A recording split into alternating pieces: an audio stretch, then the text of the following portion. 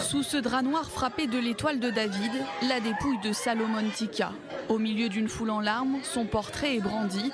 Son père, enveloppé dans son châle de prière, s'avance difficilement pour se recueillir. Des centaines d'Israéliens d'origine éthiopienne assistent aux obsèques du jeune homme de 19 ans. Tous demandent que justice soit rendue. Nous ne pouvons pas laisser passer cela, nous ne pouvons pas. Et notre exigence minimale et essentielle est qu'il y ait justice à Jérusalem. Cela sera fait. La justice doit être faite. Le meurtrier ne devrait pas être envoyé en vacances dans le centre du pays, mais devrait venir ici et regarder le corps. Il ne peut pas être libéré.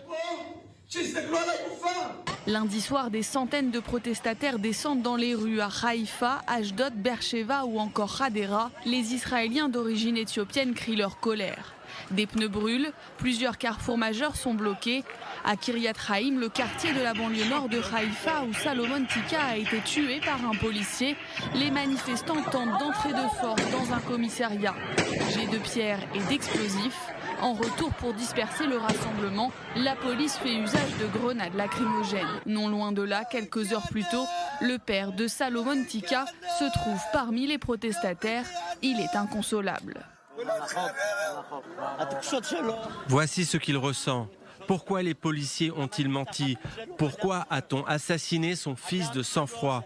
Le sang de cet enfant compte moins que celui d'un chat, moins que celui d'un chat. Comment se fait-il que quand je marche dans la rue, je sois déjà considéré comme un suspect? Pourquoi y a-t-il une différence entre vous et moi? Salomon Tika, israélien d'origine éthiopienne, a été tué dimanche lors d'une altercation avec un policier en civil. Ce jour-là, le policier repère une bagarre de rue. Disant craindre pour sa vie et celle de ses enfants, resté dans un terrain de jeu voisin, il sort son arme et abat le jeune Israélien qui décédera de ses blessures une fois conduit à l'hôpital. Une enquête a été ouverte, le policier a été placé en résidence surveillée. La communauté israélienne d'origine éthiopienne dénonce un acte motivé par la discrimination. Cet incident est le deuxième de ce type en Israël cette année.